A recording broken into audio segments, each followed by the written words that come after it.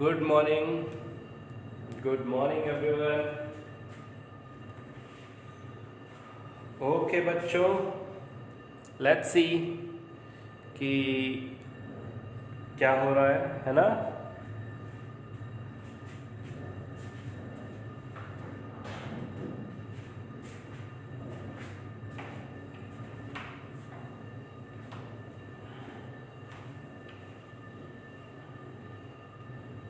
Okay, now today we will discuss about unit 2। ठीक है, और आज से हम अपनी क्लासेस को रेगुलर रखेंगे and you will find everything बहुत अच्छा, बहुत easy and we will go with ease. हम बिल्कुल भी भड़बड़ाएंगे नहीं, बिल्कुल भी टेंशन में नहीं रहेंगे। ठीक है, and everything will be in a manner कि आप हर चीज को तैयार करते जाएं, आपको दोबारा कभी किसी चीज की जरूरत ना पड़े, मीन्स एक एक्स्ट्रा क्लास की जरूरत ना पड़े।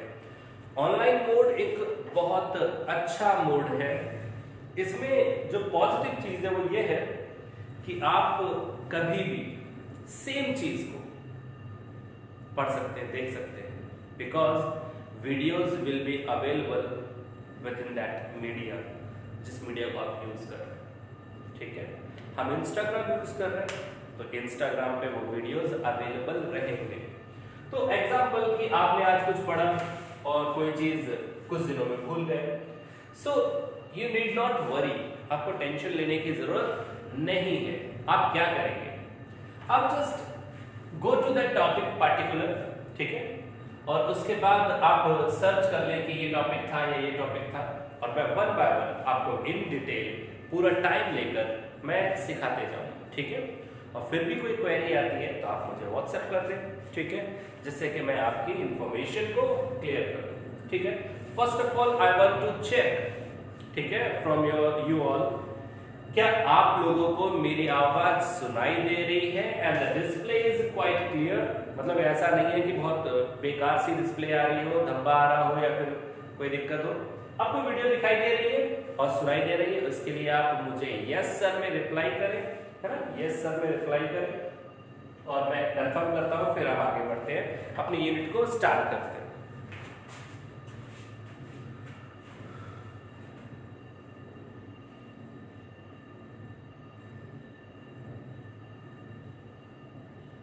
ओके श्रमी बेटा,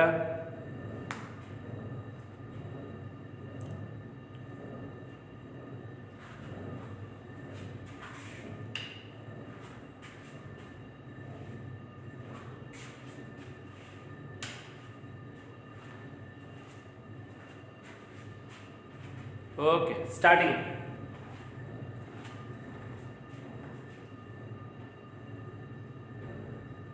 यूनिट 2 जिसका नाम है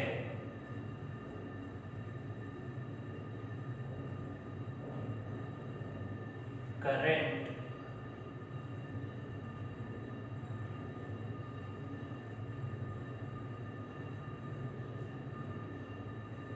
इलेक्ट्रिसिटी।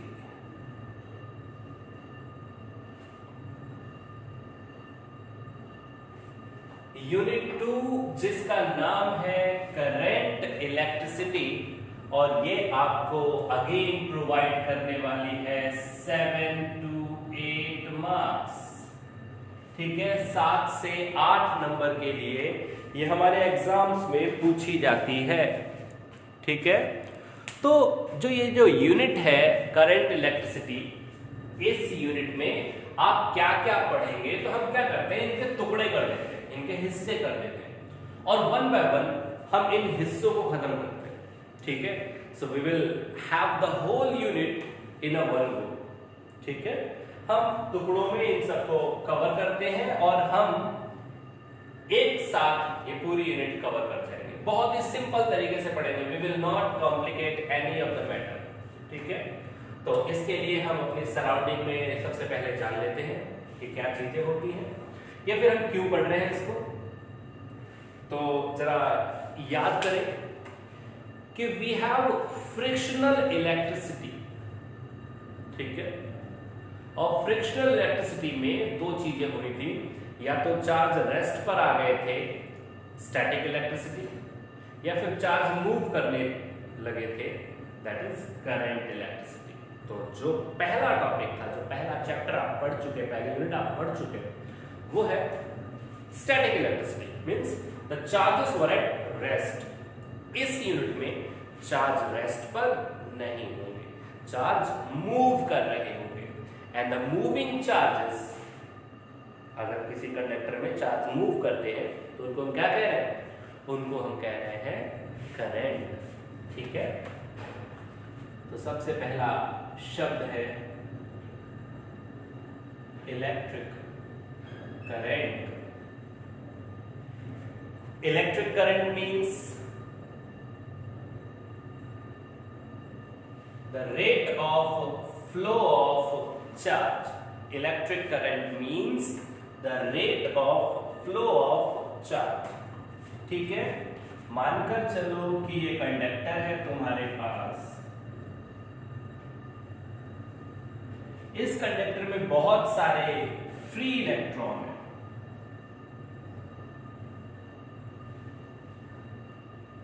प्लीज बेटा ध्यान से सुने, हम चीजों को क्लासिफाई करके पढ़ते हैं, तो क्लासिफिकेशन एक बार जब अगर हो जाए तो वो चीज तुम्हें पता रहनी चाहिए। हम क्लासिफाई कर चुके हैं कि कंडक्टर्स कौन है,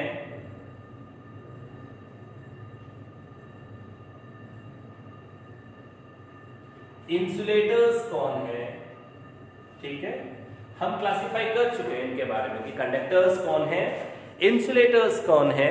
तो अगर हम इनको क्लासिफाई कर चुके हैं तो हमें बार बार इन चीजों को रिपीट करने की जरूरत ना पड़े, ये बात ध्यान रखना।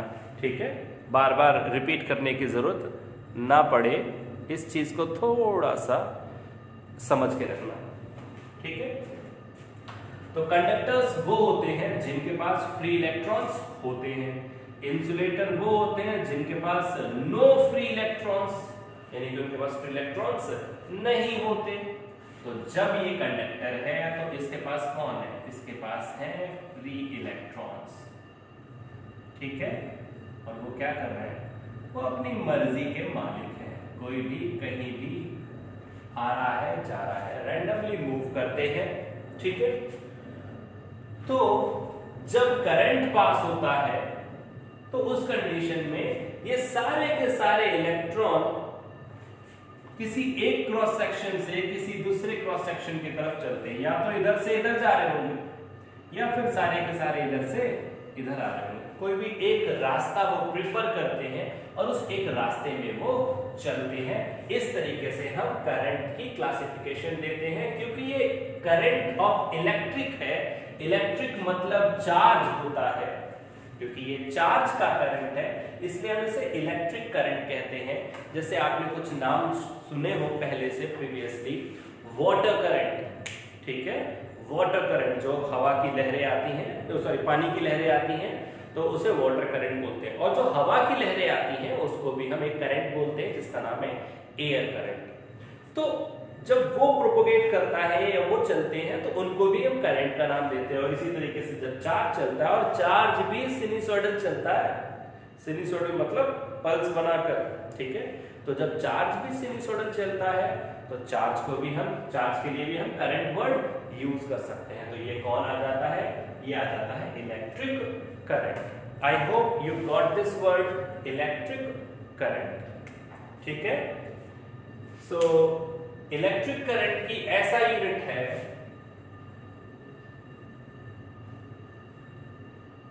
एम्पियर। इलेक्ट्रिक करंट की ऐसा यूनिट है एम्पियर, और इसकी इक्विवेलेंट यूनिट है, प्लीज याद रखना, मोस्ट इंपॉर्टेंट टर्म है equivalent unit.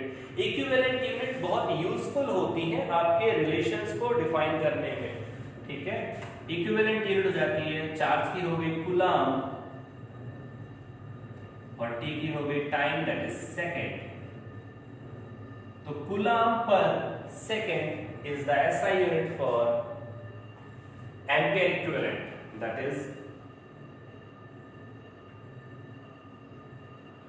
1 ampere ampere can define itself as 1 coulomb per 1 second. ठीक है, अगर इसको आप क्वेश्चन बोले कि 1 एम्पियर डिफाइन करना है, क्वेश्चन आ जाए तुम्हारे पास कि डिफाइन 1 एम्पियर, तो अगर 1 एम्पियर की डेफिनेशन देनी है तो आप क्या बोलने वाले हैं? इट इज दैट करंट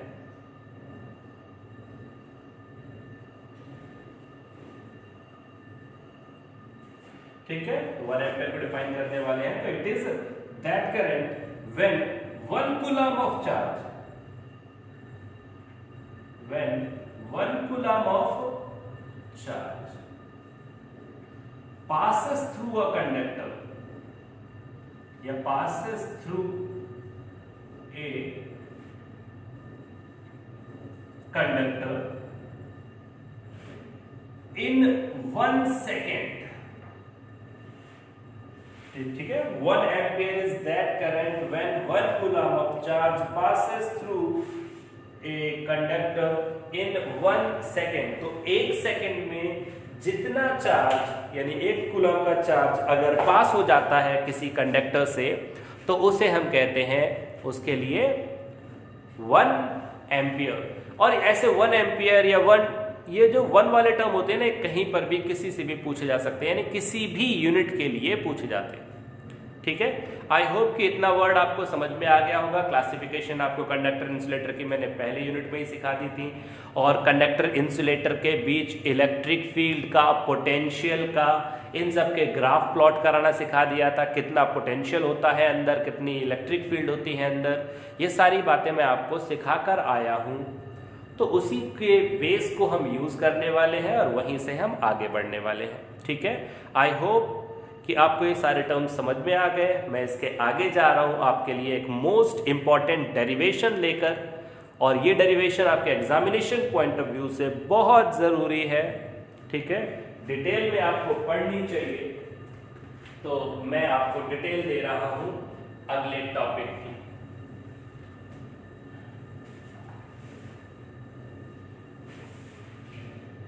आप पॉज कर लेना, दोबारा जब वीडियो देखो कभी तो प्लीज पॉज करके आप सारे कंटेंट को लिखकर और बुक को सामने रखकर पढ़े, है ना।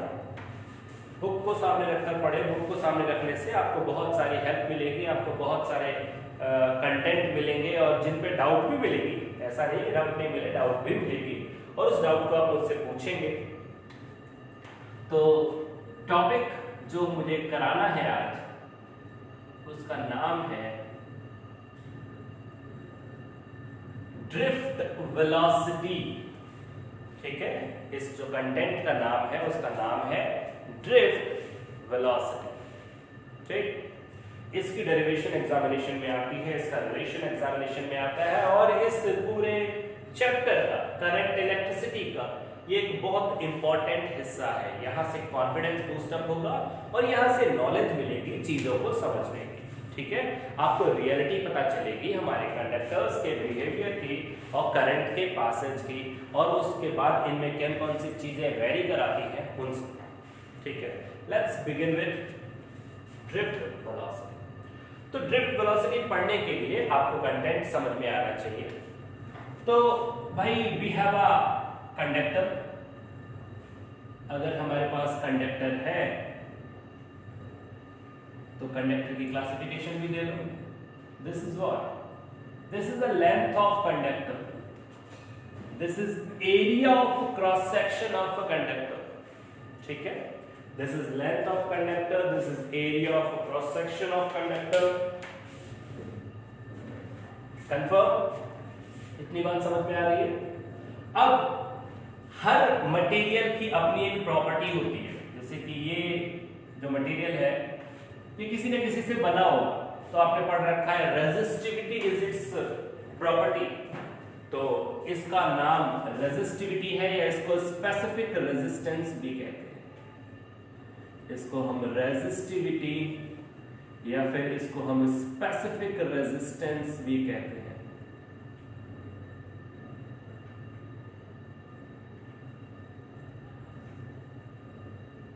ठीक है, रो को हम रेजिस्टिविटी या स्पेसिफिक रेजिस्टेंस भी कहते हैं। और these are the factors affecting resistance R बराबर रो L अपॉन A। कोई कंफ्यूजन? चलिए, ये बात हमें 10th क्लास में पढ़ा दी गई थी, तो हम उसको वहीं से ले रहे हैं डायरेक्ट। एक तार है, एक वायर है। वायर यूजुअली कंडक्टिंग मटेरियल का होता है, तो एक कंडक्टिंग वायर है। भाई वायर ऑलवेज सिलेंडर शेप के होते हैं, ठीक है। तो सिलेंडर की पोर्शन मैंने दे दी जिसकी लेंथ L है, जिसका area of cross section A है, और इसका nature that is resistivity is rho. So इसके पास क्या है? इसके पास n नंबर ऑफ इलेक्ट्रॉन्स है available in the per unit volume, ठीक है। कैपिटल N टोटल, ठीक है, कैपिटल N टोटल होते हैं, small n number of electron पर यूनिट वॉल्यूम होते हैं, that is n upon v, और v का मतलब होता है a into L, ठीक है, and that is small n। I hope कि ये सारे टर्म आपको पता है, ठीक है। कैपिटल N और स्मॉल n के बीच में रिलेशन मैंने दे रखा है ना। चलिए तो आगे बढ़ते हैं। हर एक इलेक्ट्रॉन अपनी मर्जी से चल रहा है।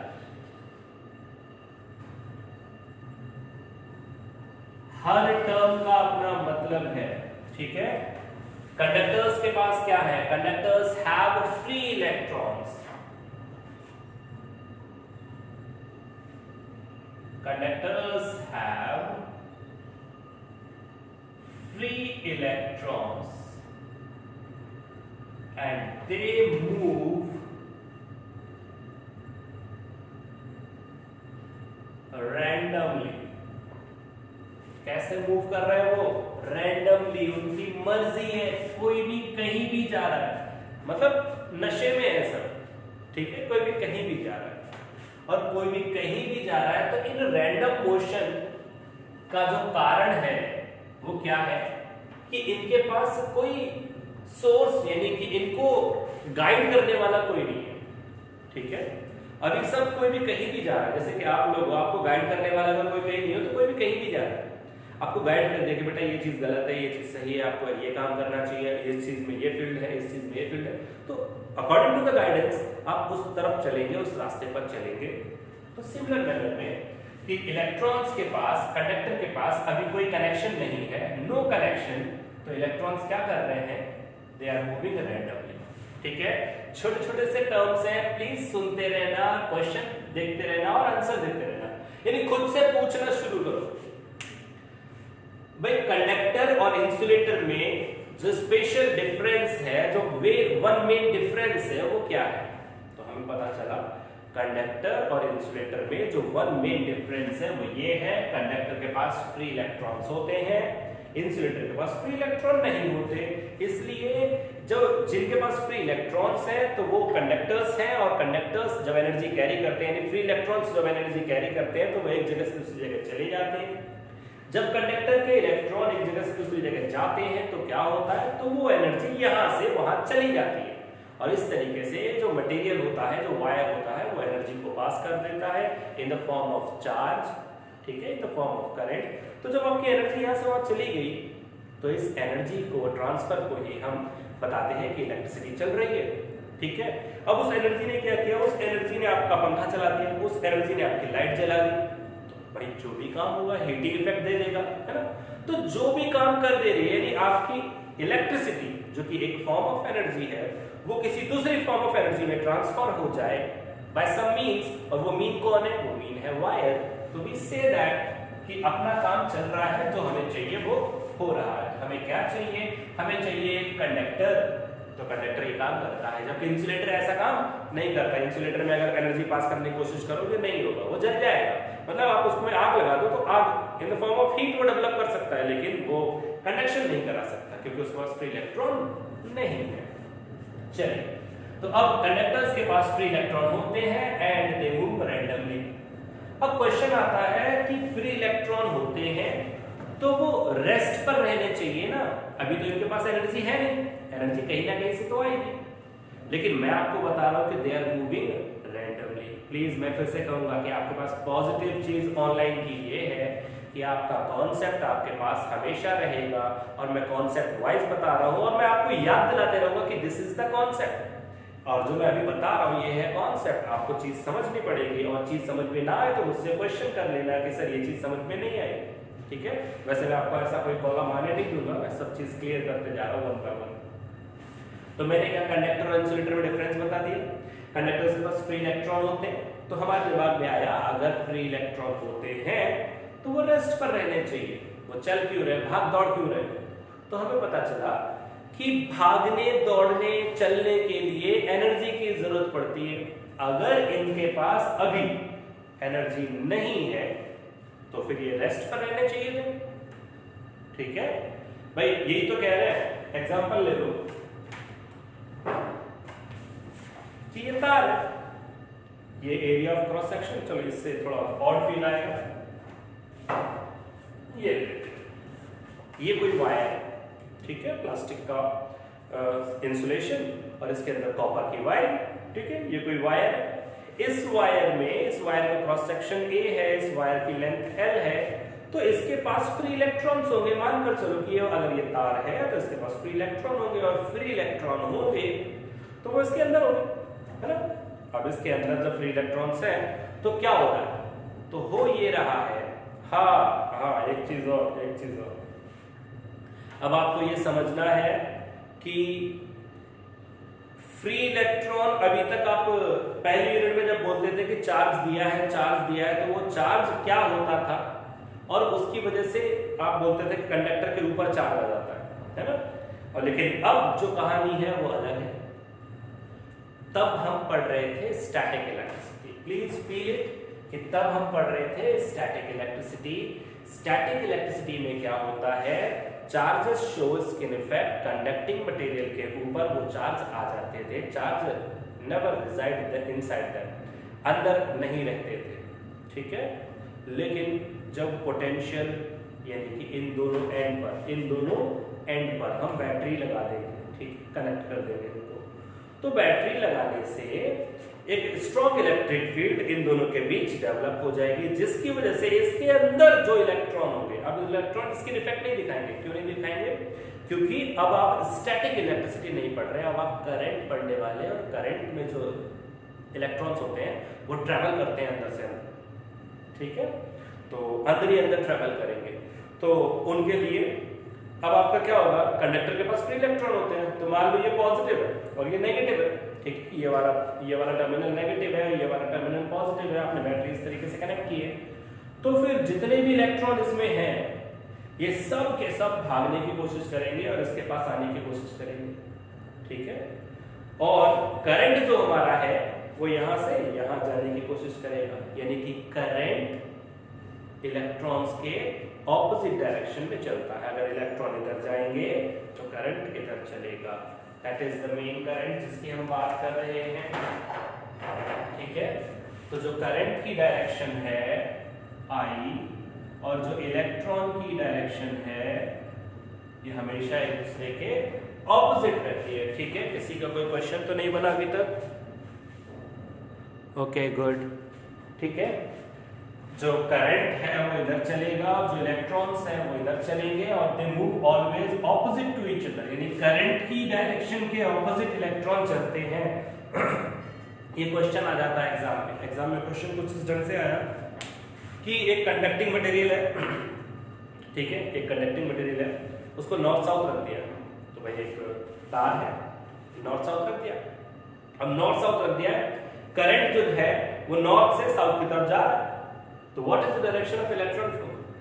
तो आपको बताना है करंट अगर नॉर्थ से साउथ जा रहा है तो इलेक्ट्रॉन उल्टा चल रहा होगा। आपको बताना है इलेक्ट्रॉन साउथ से नॉर्थ आ रहा है, ठीक है। सिंपल सा कॉन्सेप्ट है जो आपको तैयार होना चाहिए। तो इलेक्ट्रॉन एंड करंट की जो फ्लो होती है वो एक दूसरे के ऑपोजिट होती है। चलिए वापस आते हैं अपने टॉपिक पर। तो कंडक्टिंग मटेरियल में क्या है, कंडक्टिंग मटेरियल के पास है फ्री इलेक्ट्रॉन्स, और वो फ्री इलेक्ट्रॉन्स अभी अगर हम फील करें कि एनर्जी नहीं है उनके पास तो उनको रेस्ट पर रहना चाहिए। अब देखा हमने कि दे आर मूविंग रैंडमली, क्योंकि ये बात मैंने आपको लिख कर दे दी कि दे आर मूविंग रैंडमली। अगर वो रैंडमली मूव कर रहे हैं बिना किसी कनेक्शन के, तो फिर वो रैंडमली मूव कर कैसे सकते हैं? तो पता चला कि their random motion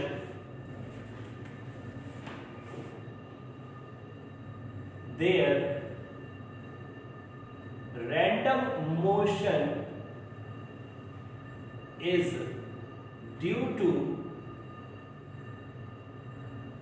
thermal agitation।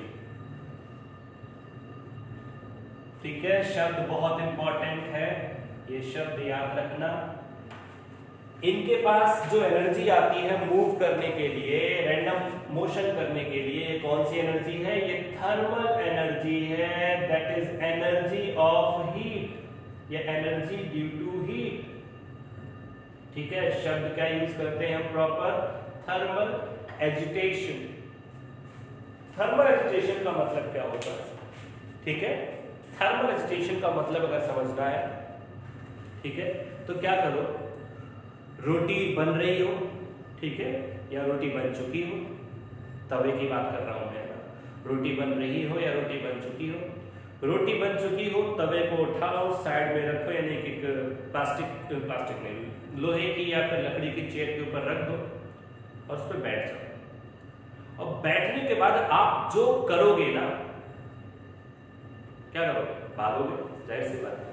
तो अगर भागोगे तो वो भागने की जो कहानी है, that is the thermal agitation, that you gain that energy and you agitated to do some work. और वो क्या कर रहा है? आप कहां भागोगे? आपको कोई डायरेक्शन डिफाइन नहीं होगी, आप किसी भी डायरेक्शन में रैंडमली मूव कर जाओगे। ठीक है, और ऐसा काम अगर 10, 20, 50 लोग मिलकर एक साथ कर रहे हो तो फिर मजा ही अलग है। फिर तो आप पूरे के पूरे कंडक्टर के बिहेवियर की, यानी इलेक्ट्रॉन्स की स्टडी बहुत आसानी से कर पाएंगे। ठीक है, I hope you got my point कि थर्मल एजिटेशन वर्ड क्या है। थर्मल एजिटेशन का मतलब है एनर्जी ऑफ हीट। हमारी सराउंडिंग में गर्मी होती है ना, हमारी सराउंडिंग में गर्मी, यानी कुछ तो टेम्परेचर होगा, तो कंडक्टिंग मटेरियल भी उसी टेम्परेचर पर होते हैं, यानी कि सराउंडिंग में जो मटेरियल्स होते हैं वो भी उसी रूम टेम्परेचर जिसको हम बोलते हैं, तो वो उस टेम्परेचर पर होंगे। तो उस टेम्परेचर पर उनको जो गर्मी मिल रही होगी, उस गर्मी से वो इलेक्ट्रॉन्स को रैंडमली मूव करा रहे होंगे, क्योंकि अभी उनके पास पार्टिकुलर डायरेक्शन डिफाइंड नहीं है, क्योंकि उनके पास एक पार्टिकुलर डायरेक्शन से एनर्जी नहीं आ रही, एनर्जी तो सब तरफ से आ रही है, तो they are moving randomly. Clear? जब वो रैंडम मूव कर रहे हैं, जब वो रैंडम मूव कर रहे हैं, तो let there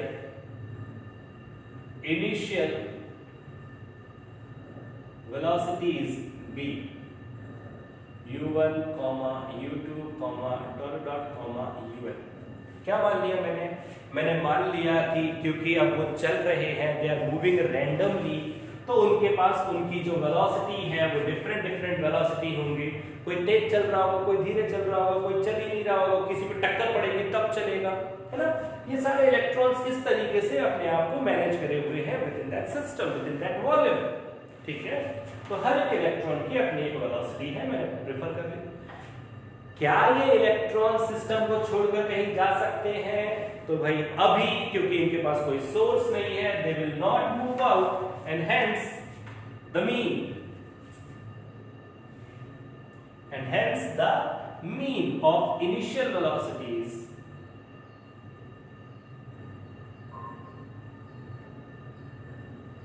will be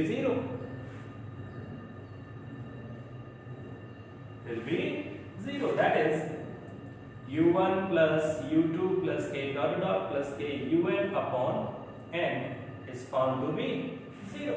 This is my equation number 1. I hope you found that word correct, कि आपने ये चेक किया कि सिस्टम के अंदर जो हमारे पार्टिकल्स हैं, जो हमारे इलेक्ट्रॉन्स हैं, वो रैंडमली मूव कर रहे हैं, तो उनके पास वेलोसिटीज होंगी।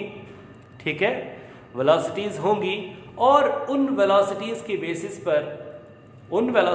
बेसिस पर आपका जो सिस्टम है, यानी कि आपके जो इलेक्ट्रॉन्स हैं, वो कहीं ना कहीं मूव कर रहे होंगे। और जब वो मूव कर रहे होंगे तो क्या वो सिस्टम छोड़कर जा सकते हैं? तो आंसर पता चला, नहीं, वो सिस्टम छोड़कर नहीं जा सकते। रीजन ये रहा कि दे will be remaining with in that system, क्योंकि आपके पास कोई एक्सटर्नल सोर्स नहीं है अभी।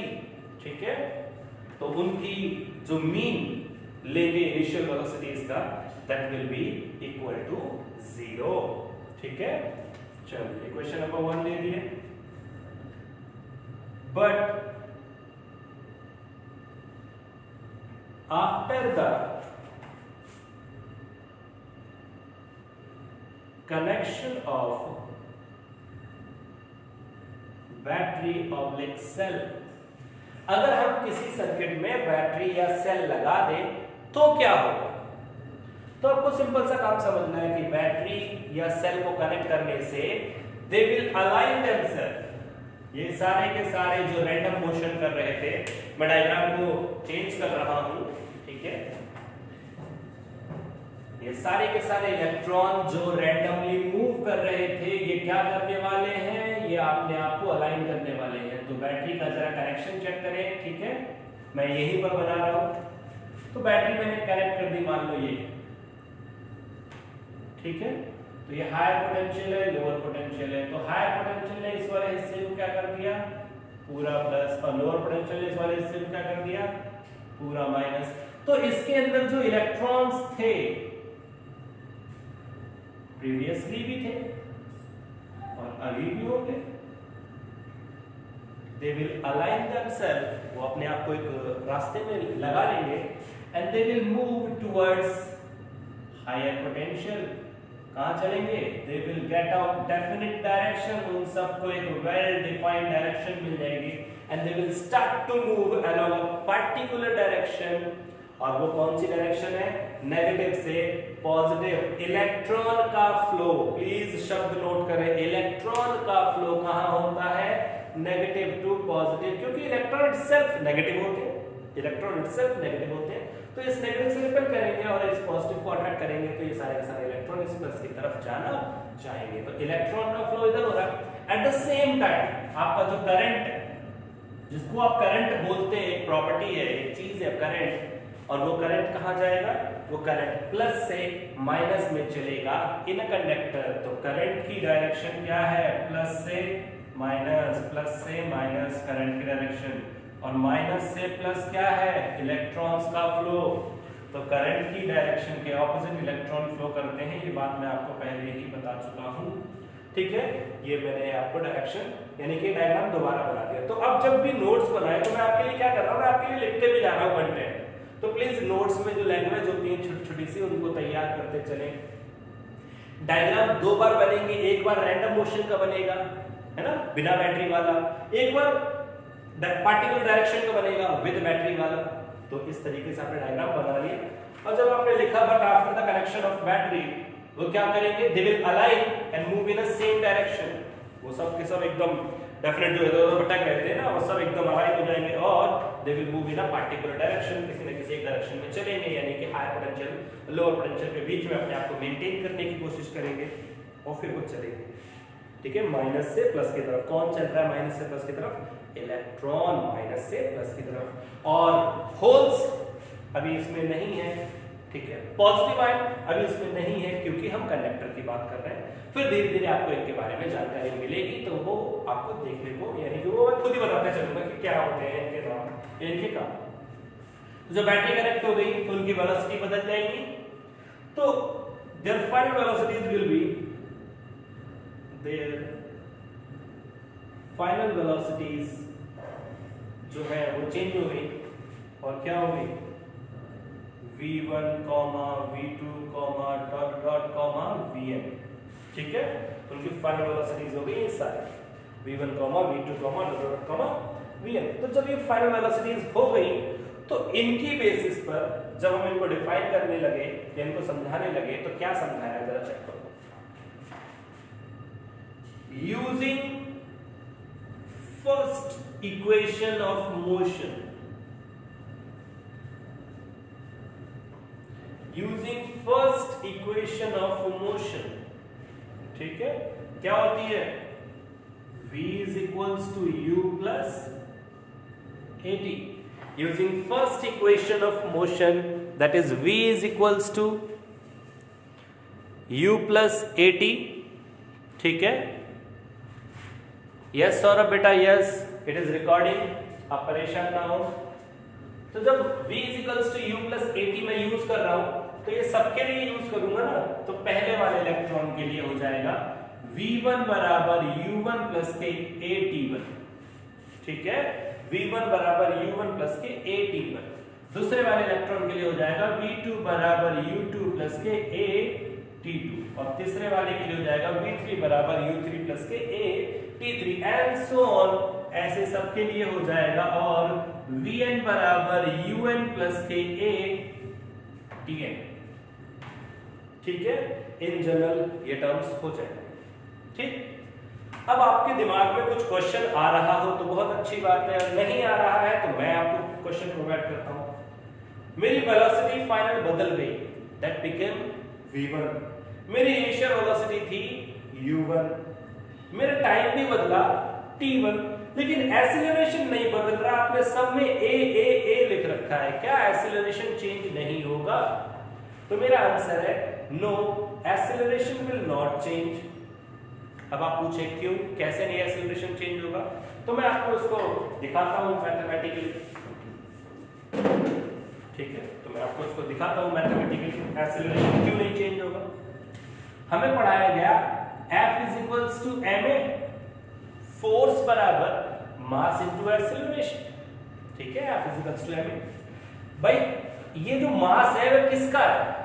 ये मास है इलेक्ट्रॉन का। Then we can say that F बराबर mea, क्योंकि चल कौन रहा है? इलेक्ट्रॉन ही तो चल रहा है, इलेक्ट्रॉन की तो मोशन की स्टडी कर रहे हो। अच्छा, तो F बराबर QE भी तो होता है, F बराबर QE, और Q कितना है?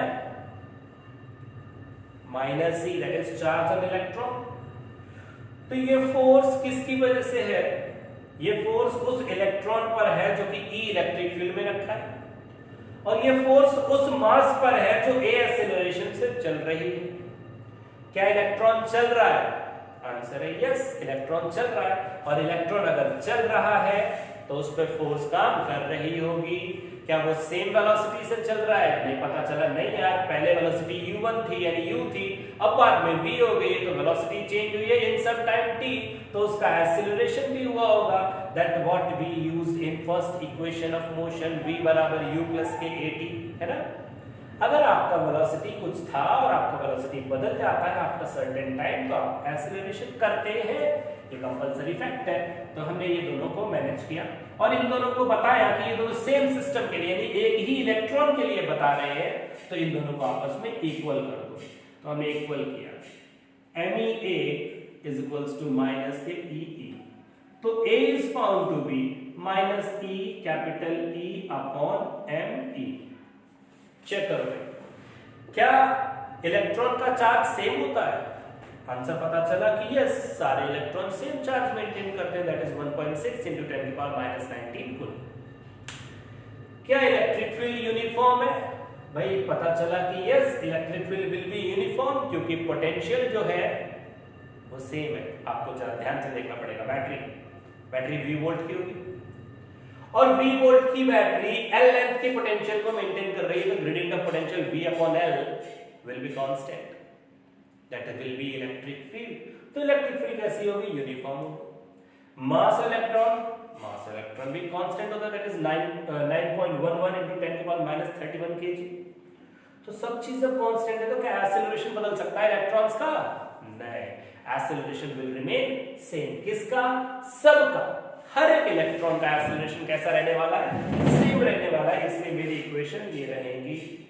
क्या यहां तक समझ में आ गया? प्लीज रिप्लाई विथ यस, है ना। मैं इसके आगे बढ़ता हूं। श्रमी, V is equals to U plus AT,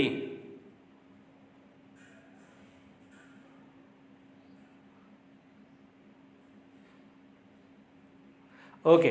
श्रमी का क्वेश्चन है कि इनकी इनिशियल वेलोसिटी 0 क्यों हो जाती है? भाई श्रमी एक बात सुनो जरा, मैंने स्टार्ट से ही बताया था कि आपने क्या किया, आपने ये पूछा क्या क्या इलेक्ट्रॉन्स जो थे वो रैंडम मोशन कर रहे थे, तो क्या वो इस वॉल्यूम को छोड़कर कहीं जा रहे थे? तो पता चला नहीं। So they will regain, they will be attaining their velocities कभी ना कभी। तो क्योंकि ये सिस्टम को छोड़कर नहीं जा रहे हैं, यानी कि इस सिस्टम का जो नेट कॉलिजन आपस में टकराएंगे, और टकराने के बाद उनका रिजल्ट क्या रहना है? वो कहीं गए तो है नहीं। तो रिजल्टिंग डिस्प्लेसमेंट तो कहीं दिखनी चाहिए थी ना, रिजल्टेंट वेलोसिटी तो कहीं दिखनी चाहिए थी ना तो रिजल्टिंग वेलोसिटी आई ना रिजल्टिंग डिस्प्लेसमेंट आई, तो वो विद इन द सिस्टम रह गए। और जब विद इन द सिस्टम रह गए तो उनकी वेलोसिटीज का सम कितना हो गया, 0।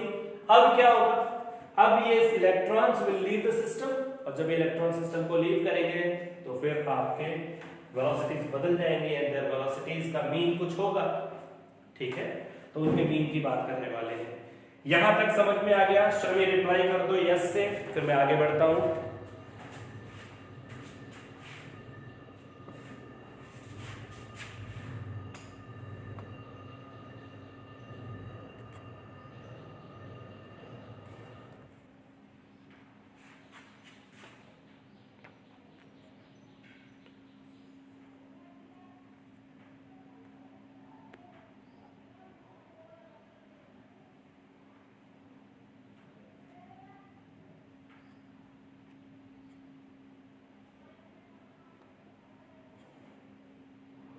ओके बेटा, है ना, वीडियो इज क्लियर, परेशान मत हो सौरभ, है ना सौरभ, वीडियो इज क्लियर, परेशान मत हो। और आप अभी जब इसको ऑफ करके, यानी कि जब आप क्लास खत्म हो जाएगी उसके बाद जब आप इसको चेक करेंगे तो आपको पता चलेगा कि यस वीडियो वाज क्लियर, है ना, कोई डाउट नहीं है, कोई दिक्कत नहीं है वीडियो में। तो मेरी इक्वेशंस हो गई है, ठीक है। अब मैं इक्वेशन अपनी डिफाइन कर देता हूँ। मेरी पहली इक्वेशन ये हो गई, ठीक है, फिर मेरी इक्वेशन ये हो गई, दूसरी इक्वेशन मैं इनको बोल रहा हूँ, फिर तीसरी इक्वेशन मेरी ये हो गई, ठीक। चलो बाद में दिखा दूंगा मैं इनको। तो फिर जो फाइनल वेलोसिटीज मेरी थी, ठीक है, आई होप कि दिखाई दे रही होगी फाइनल वेलोसिटीज, ठीक है, हाँ दिख रही है। तो जो फाइनल वेलोसिटीज जो है उनका मीन लेना है, taking the mean of equation second, taking mean of equation second equation का मीन लेना है।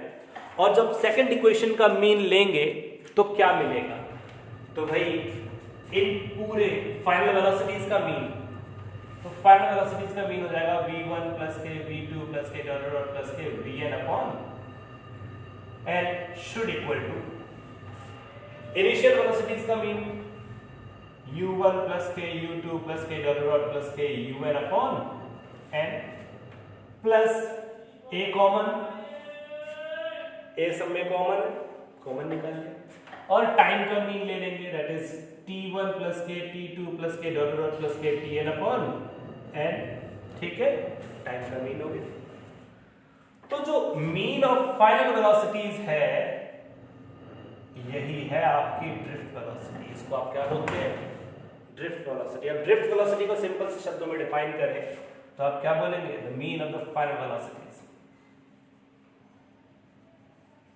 ठीक है, क्या बोलते हैं हम, ड्रिफ्ट वेलोसिटी बोलते हैं, the mean of the final velocities, ठीक है। अगर आप फाइनल वेलोसिटी का मीन लेंगे that will be called as drift velocity,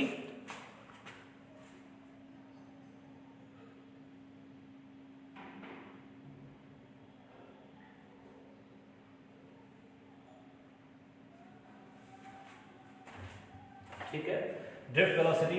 initial velocities का मीन लेंगे तो कितना आएगा, 0 प्लस के a कॉमन और t1 प्लस के t2 प्लस के डॉट प्लस के tn अपॉन n, ठीक। तो जो vd है जिसको आप ड्रिफ्ट वेलोसिटी कह रहे हैं should equal to a into tau. Tau क्या है, tau is t1 plus t2 plus k dot dot plus k tn upon n, and it is known as average relaxation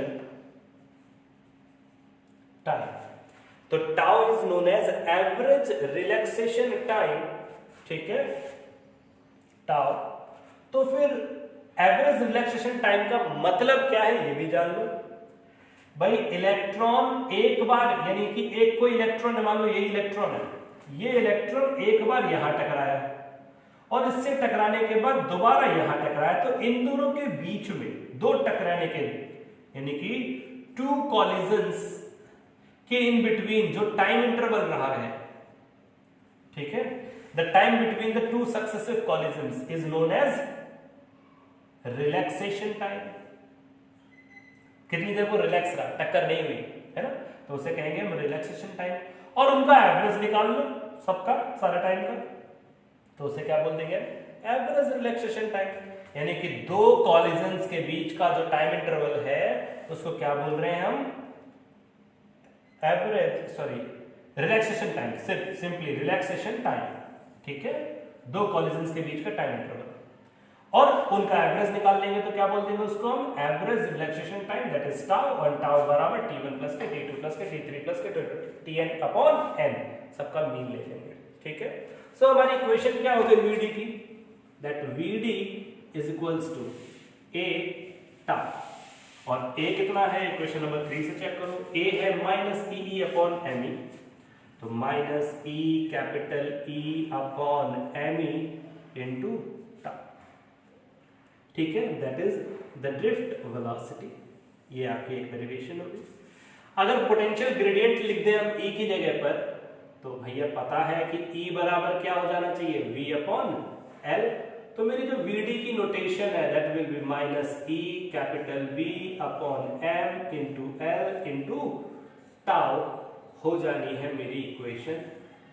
and these are the derivations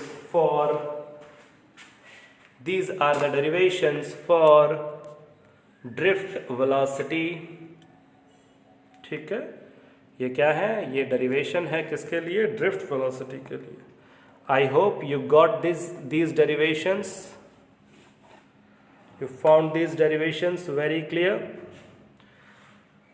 and आपका एक topic आज मैंने cover कराया है कि drift velocity क्या होती है। प्लीज सब लोग एक बार कंफर्म कर दें कि आपको ये कंटेंट समझ में आ गया, ठीक है।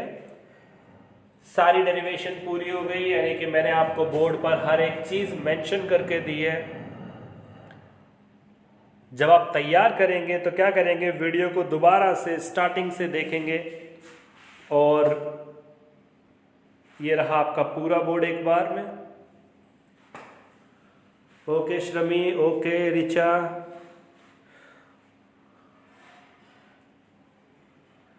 चलिए सब लोग, बहुत अच्छी बात है, आप लोग एक बार, है ना, एक बार वीडियो दोबारा से देखें। और जो लोग लाइव नहीं आ रहे हैं, मुझे कोई दिक्कत नहीं है, लेकिन आपको ही दिक्कत हो जाएगी, क्योंकि अभी जो माहौल है ना, वीडियो देखने में वो मज़ा नहीं है जो मज़ा लाइव सीखने में। वीडियो तब के लिए ज़रूरत पड़े या तब के लिए रखो जब आप पढ़ रहे हो, रिवीजन कर रहे हो, है ना।